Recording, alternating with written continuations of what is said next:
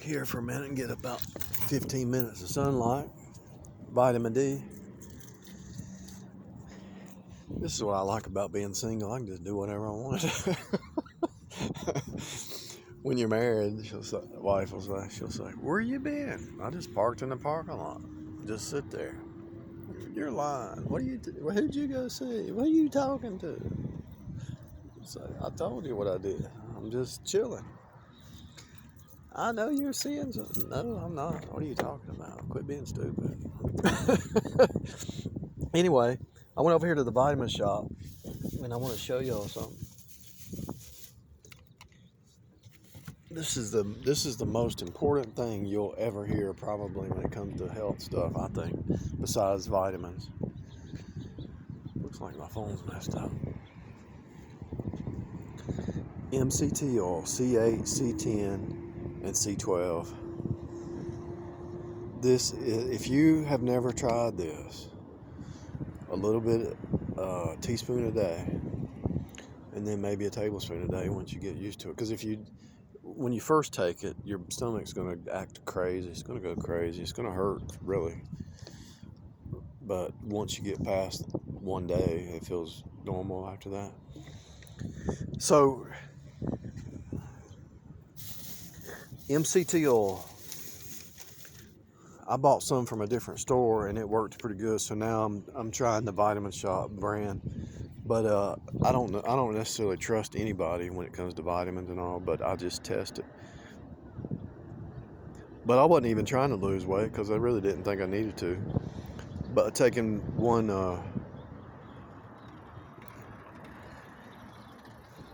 tablespoon a day, 1 tablespoon a day was like a miracle. I lost weight. And then when I Googled how much I was supposed to weigh, I was back to where I needed to be. I was still not even to where I needed to be, but I felt like 1,000 times better, 10 years younger.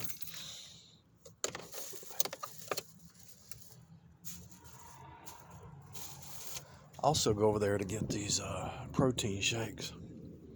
I don't know if they're good. I don't know if they're good for you, but I guess they are. But I just like the taste of them. It's like a milkshake. I'd rather drink this than McDonald's milkshake, right? Vitamin Shop. Let's see if there's any sugar in this. I don't think it might be a little bit.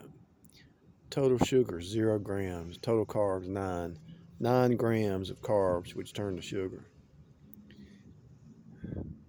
So what happens is, and I lived it. I'm not speaking out of not doing it. I've experienced this. What happens is if you take this every day,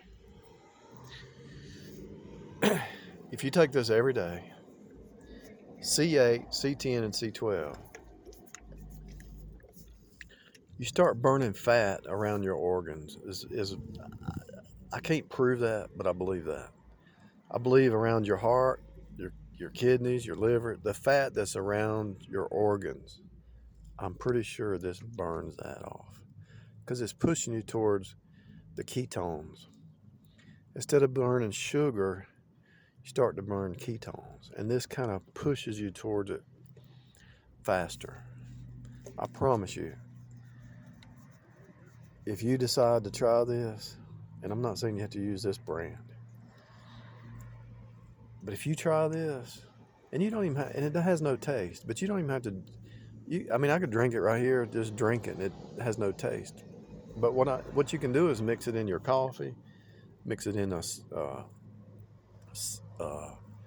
drink. You won't even taste it. Mix it in something. I don't even like coffee, but I did drink some today just to test, to see what happens when I drink some caffeine. Contains tree nuts. Not all of them contain tree nuts, coconut. MCT oil from coconut oil. Consult a healthcare professional before using this product if you are trying to conceive, pregnant, or lactate under age 18, have a medical condition, adverse reactions. It's a natural source of caprylic acid, C8, capric acid, C10, fatty acids with a minimal amount of lauric acid, C12, acid compared to other conventional medium chain travel oils and standard coconut oil. See nutritional information. So I'm not just going to try this one. I'm going to go back to that other store, and I might go there, and I might go there now. And I'm going to try this for a week, and then I'm going to go back, try the other one, and see which one's the best. I'm not trying to lose weight. I'm just trying to get into ketosis more, and I'm trying to teach my body to go to. I've already got a pretty good system, I think, because you can look at your fingernail and tell if you have a good metabolism rate. But I'm just experimenting, and I bought some of this today too. I must have spent $1,000 in the last week just on health stuff, but it was worth it. They also had at this vitamin shop some aloe vera. But if you have dry skin because you work outside, look at this. This is the best stuff right here. Anyway, I'm just chilling. I'm just sitting here for about 10 minutes in the sun. I already had people looking at me like I was crazy. I wonder if you could get you a camper and just park it right here and sleep about 6 or 7 hours, pull over there and sleep a couple hours. You could actually live for free, except for the cost of your camper. There's a lot of people. I had no idea, but I just started noticing there's a lot of people walking from over there all the way over there.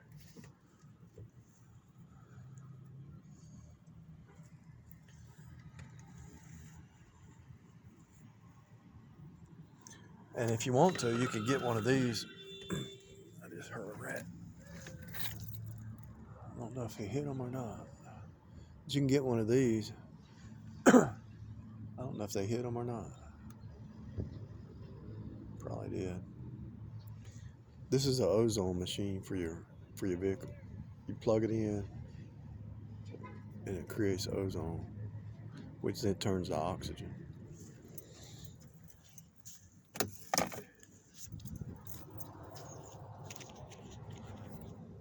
I don't know if he hit them or not.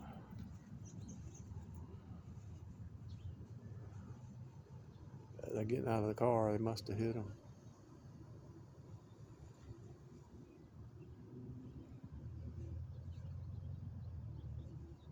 That's a shame.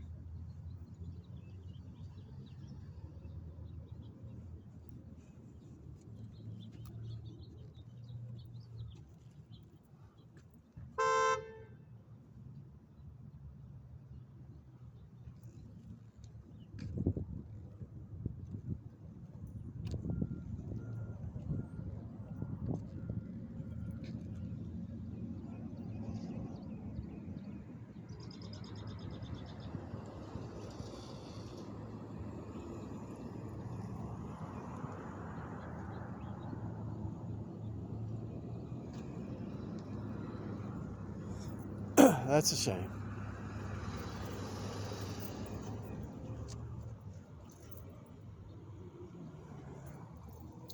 At least nobody got hurt. Anyway. It's a crazy world. Sitting there trying to chill, and there's a car wreck behind me.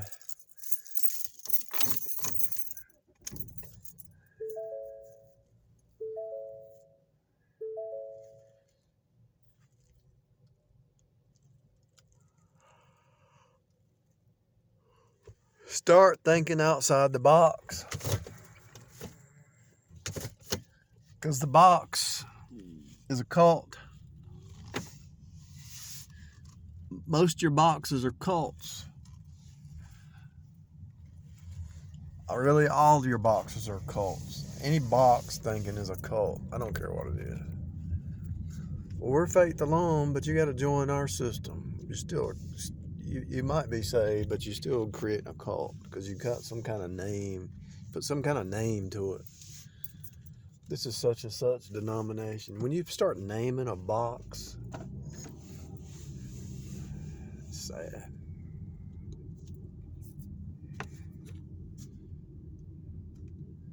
Let's put a name to it.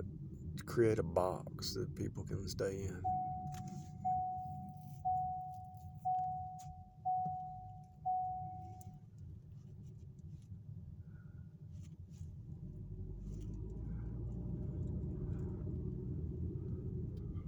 And as soon as you create a name for something, let's say you create a system or a box, people start to join it.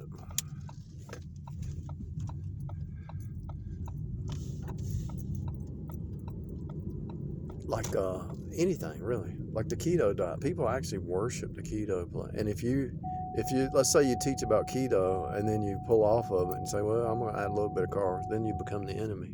Like people who, investors who say, I'm not ever going to sell. I'm just going to buy and hold. And then you see a problem you see another opportunity or something. You sell everything. Then you become the enemy. They think whenever you create the box, there's people who follow that box. And then when you move out of that box, then you become their enemy because they got their comfort zone in that box. Do you understand what I'm saying?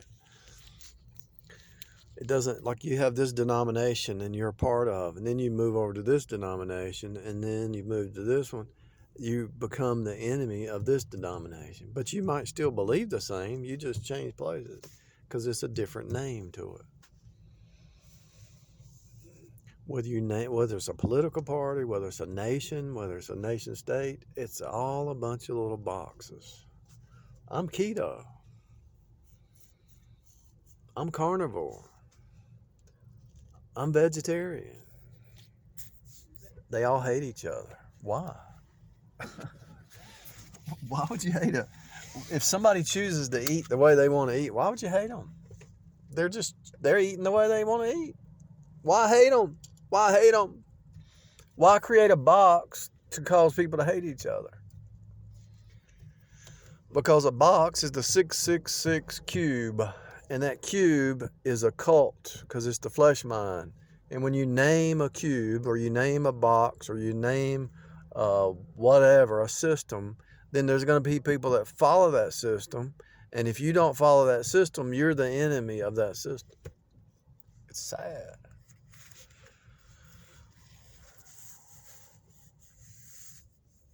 It's actually like a religion. It's a cult. I'm telling you, it's a religion. They have these rituals. I was just talking to a guy at the vitamin shop who was like, he lost 100 pounds cutting back carbs and stuff. But he wasn't stuck on it. He wasn't stuck in a box. I said, what got you to? Because he knew what he was talking about. Because I was telling him about MC2. He knew what he's talking about. I said, what got you to taking the MC? I had to lose some weight.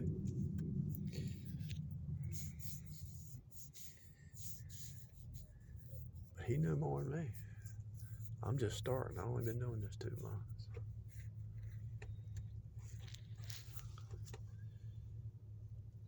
Look.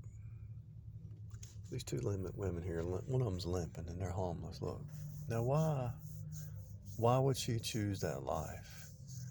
You know she could get a job. You know she could submit to a boss, or she could have married somebody and submitted to her husband. But they choose rebellion and they end up dying early. She's limping. The next time you see her over here, she'll probably be in a wheelchair. Why not submit to the boss? Why not submit to the authority in your life? Why run the streets?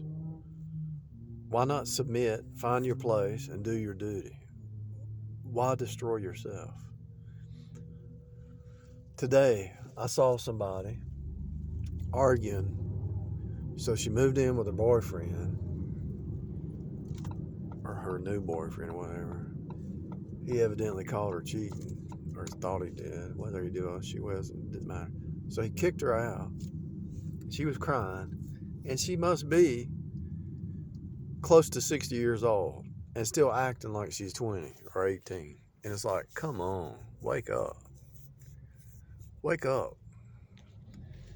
You know if you're going to shack up with somebody, you're going to have trouble because it's against God And if it's against God, it's against the universe. And if it's against the universe, you're going to reap what you sow. It's against you. If you're living against the universe, then the universe is against you, period. And you can't escape it. You might think you're smart enough. You might think you're wise enough. You might think you're tricky enough to escape the universe and going contrary to the universe. You're not. I promise you. I don't care who it is. I don't care if you're saved, unsaved, or whatever. That lady moved in with that dude. He moved her in. They're shacking up, and they don't think there's going to be trouble. They're not married. No wonder they had trouble. I don't care who it is. I know. I've seen it in the last year. I've seen at least 5 couples shacking up, and they all had trouble. Why? Because they're reaping what they sow. The universe is not supportive of that. That's not love. The reason people do it is some kind of security, but they don't care about that other person. It's not real security. I understand their logic. I understand. But actually, the purpose of marriage is to force you to become a better person, to force you to learn how to love unconditionally, to force you to adapt in a positive way, not in a negative way. And it's to force you to face yourself. If you're living in the same house with somebody, married, then you're going to have to face your own junk. You're going to have to look in the mirror and face yourself. Yeah, when you're single, you don't have that, but you have it in authority. You have it in consequences. You know, if you don't get out of bed and go to work, you're going to be homeless. You got to pay the bills. You know that you're going to have some backlash from the universe, from God, really, if you don't do your duty. My point is, everybody's wondering what's wrong with America. Well, there's your root cause right there. People used to get married and have kids and stay married.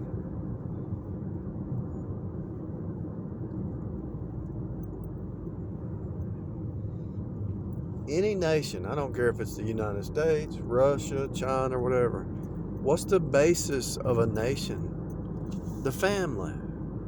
And so what did they do? They attacked the family. They attacked traditional roles. They attacked it.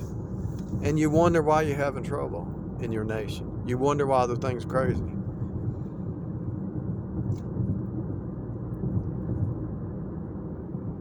Well, that blob in my stomach's not a human. Yeah, it is. If it's a blob in your stomach, that means it's a fetus, and the word fetus is French for baby. The reason they use the word fetus, because if they use the word baby, it makes you have compassion. But if you use the word fetus from our perspective, there's no compassion. But if you say you got a baby in your stomach, that gives you compassion. But if you say there's a fetus in your gut, in your stomach, there's no compassion there. It's a fetus. But if you say baby, it has compassion. You're going to abort that fetus, or you're going to abort that baby. Which one gives compassion? You see how the devil works?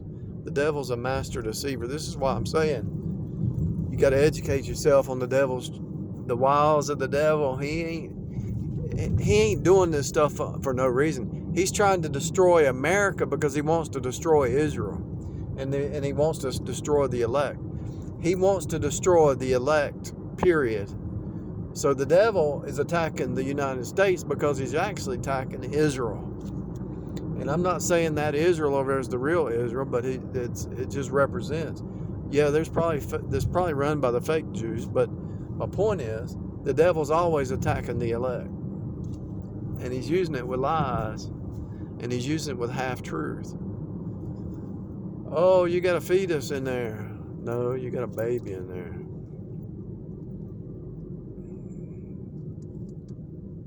It's ridiculous. It's insanity. It's nothing but insanity, people. The devil is insane. He's a psychopath.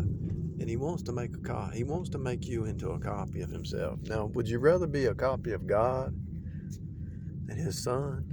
Or would you rather be a copy of love, truth, peace, goodness, meekness, faith?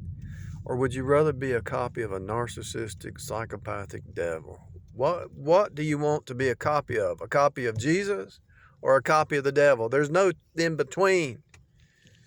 You're going to be a copy of Jesus or you're going to be a psychopath. And the path splits up and you become worse and worse and worse.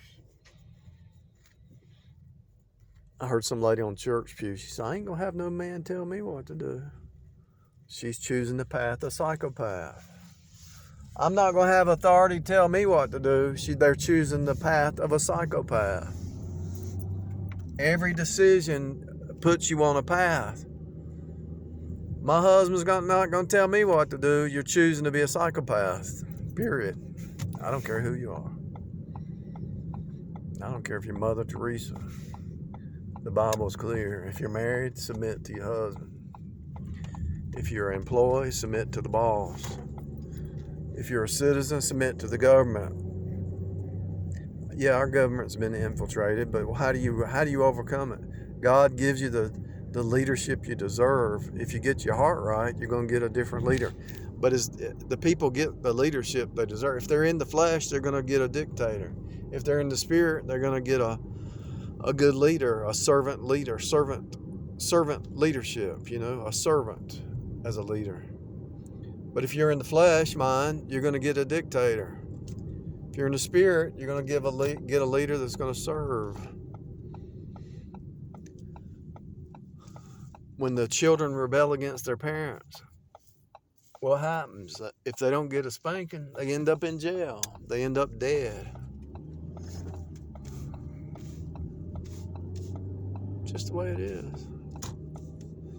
You can believe it or not. I don't really care. I hope you believe it. But it's true. Spare the rod, spoil the child,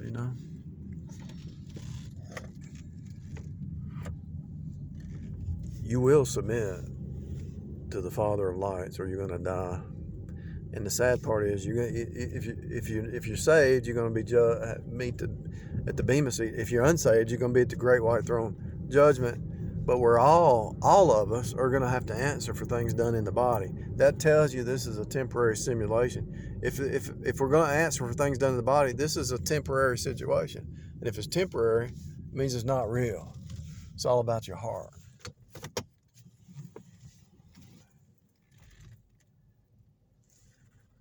And God is trying to get your heart right.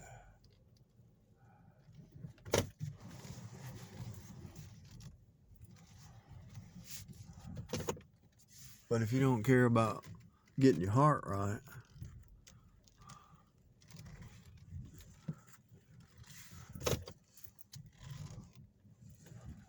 watch what happens. God is working on your heart. That's all really that he's working on. If you don't care about your heart, we'll see what happens. I already know what's going to happen. It's a fractal hologram. I already know. I know in my own life. I know in people I observe, my parents, my grandparents. I know by watching my neighbors, by people I work with. I already know. If their heart ain't right, you get ready to get knocked down and cut down, and it's not going to be fun. And nobody really knows the heart like God does, but if you submit to the Father and light of lights, you shall live. It's better to submit to God the Father and live than to rebel and die in your misery, whoever it is.